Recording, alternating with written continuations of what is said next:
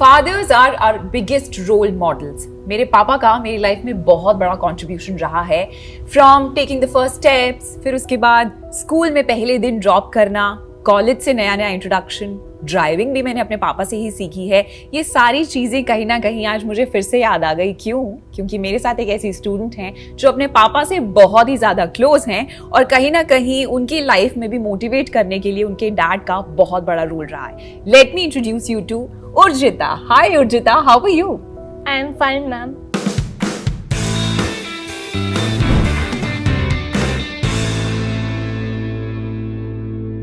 First of all congratulations for performing so well. How do you feel? आपके parents को कैसा feel हो रहा है? मेरे पेरेंट्स को बहुत ही अच्छा लग रहा है।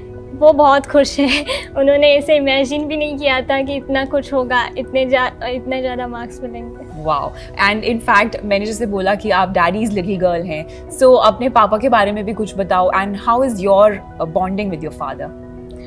मैं पापा से बहुत क्लोज हूँ। मेरी ये 2 इयर्स के प्रिपरेशन में मैं बहुत डीमोटिवेट होती थी। टेस्ट के वक्त बहुत टेंशन भी लेती थी, पर हमेशा मेरे पापा मेरे साथ रहे और वो हमेशा मेरा टेंशन रिलीज़ करते थे। एंड आई थिंक आपके पापा भी डॉक्टर हैं, तो कहीं ना कहीं आपको लगता है कि उन्होंने ही आपको मोटिवेट किया डॉक्टर बनने के लिए, मेडिसिन चूज़ करने के लिए? नहीं, उनकी इच्छा तो थी कि मैं आईआईटी में जाऊँ, पर उन्होंने किया, उनका मानना था कि मैं जो मुझे पसंद है वो वही करना चाहिए। मेरा तो फिक्स था, बचपन से मुझे डॉक्टर ही बनना है। हाउ डिड यू डिसाइड कि आकाश बायजूस से ही कोचिंग लेनी है? क्योंकि आकाश में सारा सिलेबस पहले से ही एक शेड्यूल होता है। मुझे खुद का शेड्यूल एक फॉलो करना नहीं आता, पर आकाश का schedule help me a lot. Aakash Byju's मैं टेस्ट के वक्त ही रिवीजन करती थी, मेरा कोई और दूसरा रिवीजन प्लानर नहीं था। तो आकाश बायजूस हेल्प मी। ओके, कि एक टीचर ऐसी थी जिन्होंने मुझे मोटिवेट किया उस टाइम पे जब मैं बहुत डिफिकल्ट फेज में थी, या ऐसा कोई फेवरेट फैकल्टी आपकी? एक्चुअली हमारा सब ऑनलाइन ही हुआ था कोविड-19 की वजह से। फिर भी जब 11th में थी मैं, one of my teacher said, AITS में बहुत अच्छे मार्क्स आते थे, कि your personality is like you would go to AIIMS Delhi only. तो उन्होंने बोला कि उनका भी एक स्टूडेंट था, प्रीवियस स्टूडेंट, कि उन्होंने बोला था उसी स्टूडेंट को कि एम्स दिल्ली जाओगे, वो अभी भी एम्स दिल्ली में। तो one of my teacher would say that you would definitely go to AIIMS Delhi, you have all that qualities.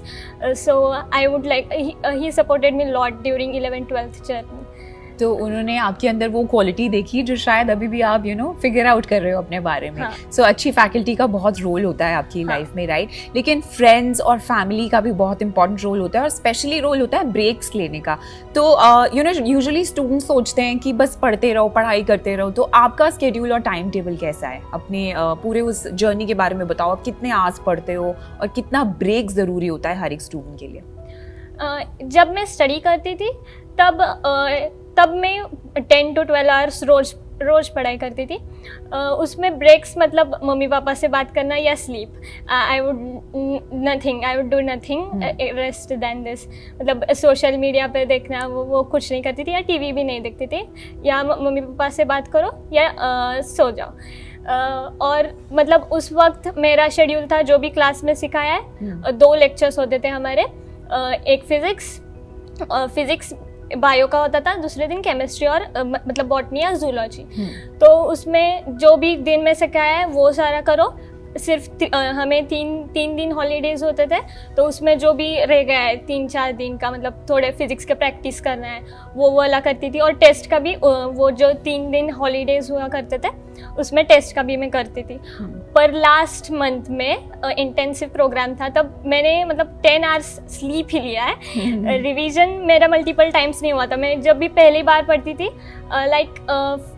Bio के अगर 15 पेजेस भी हो NCERT के, तो I would take 6 hours for first reading. पर मल्टीपल रिविजन की कोई ज़रूरत नहीं होती थी मुझे, 2-3 बार कर लो तो याद रह जाता था। इसलिए लास्ट मंथ में इंटेंसिव के वक्त तो मैंने बहुत कुछ नहीं किया, मल्टीपल टाइम्स रिवीजन, स्लीप ही लेती थी, और जो मेरे वीक टॉपिक्स है उन्हीं पे मेरा ध्यान था। और 11th-12th के वक्त मैंने मतलब जब स्टडी था, मतलब रिवीजन या लास्ट रिवीजन, 6 मंथ का रिवीजन नहीं पहले, तो जब तक मेरा कॉन्सेप्ट क्लियर नहीं होता था वो मैं लेसन लेती थी, कितनी भी देर लगे, 8 आवर 6 आवर वही लेसन में करती थी। वाओ, सो ये बहुत ही अच्छी टेक्निक है पढ़ने की भी, आपने हमें बहुत सारी टिप्स दी।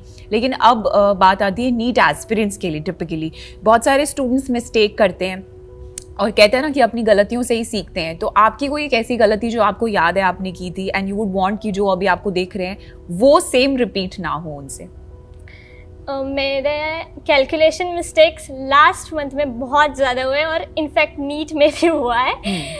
जब भी लेंदी पेपर होता था तो कुछ ना कुछ गड़बड़ में करती थी, मतलब मेरा मैथमेटिक्स एक्चुअली बहुत अच्छा था, पर फिर भी सिली मिस्टेक तो होते ही रहते हैं। और वो रीडिंग मिस्टेक, नोट नहीं देखना या वो वाले बहुत सारे हुए हैं मिस्टेक्स, वो उनका बहुत अच्छे से ध्यान रखो।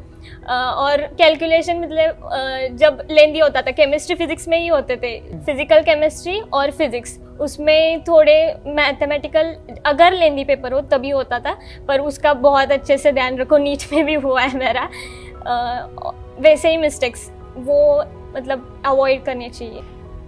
उर्जिता, आपके सिबलिंग्स भी हैं राइट?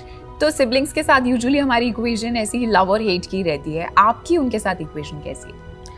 मेरी बहुत अच्छी है एक्चुअली। मेरी दीदी ने मुझे बहुत हेल्प किया लास्ट मंथ में, उसका MBBS चल रहा था पर वो ख़त्म हुआ, मतलब internship in the May month, तो जून में इंटेंसिव था, तो इसलिए उस वक्त उसने बहुत हेल्प की। मेरा मतलब मैं पानी बहुत ही कम पीती हूँ, इसलिए मेरा बहुत ध्यान नहीं जाता पानी पीने के लिए, इसलिए मुझे किडनी में थोड़ा दर्द भी हुआ करता था कभी कभी। तो शी वुड सजेस्ट, मतलब हमेशा बताती कि now it is time for drinking water, ऐसे बताती थी। ड्राई फ्रूट्स देती थी, फ्रूट्स भी हम मतलब रेगुलरली। फॉर लास्ट मंथ हमने एक शेड्यूल भी किया था, मतलब नीट के लिए। नीट तो 2 बजे पेपर होगा, पर बुलाते 11 को, तो 11 को ही लंच करना रोज़ फॉर लास्ट मंथ, और 9 को ब्रेकफास्ट में फ्रूट्स, ऐसे ये लास्ट मंथ का शेड्यूल मतलब किया था हमने। तो वैसे मेरे बहन ने बहुत हेल्प किया, और मेरा छोटा भाई है वो भी बहुत हेल्प करता था, मतलब हमेशा कहता था कि आपको 720 मिलेंगे, हमेशा मुझे बताता था, हमेशा मोटिवेट करता था। और जब भी मुझे मतलब स्ट्रेस आता था वो भी मेरा स्ट्रेस रिलीफ करता था। He also played a very great role. Wow, now I am jealous of you. हाँ, इतनी अच्छी सिस्टर भी है और इतना अच्छा भाई भी आपको मिला। लेकिन अगर हम मेडिसिन की बात करें, have you made up your mind कि आपकी एक्सपर्टीज क्या होंगी, या अभी आप सोच रहे हो कि मैं बाद में डिसाइड करूँगी? मुझे एक्चुअली बचपन से ही न्यूरोलॉजिस्ट बनना है, क्योंकि आई थिंक दैट इतना छोटा ब्रेन इतना ही है, पर फ्यू सेकेंड्स में हम कोऑर्डिनेशन करते हैं, हम रिएक्ट करते हैं, हम कैसे कम्युनिकेट करते हैं, इतने कम टाइम में ब्रेन कैसे हमारे सारी एक्टिविटीज़ को कोऑर्डिनेट करता है।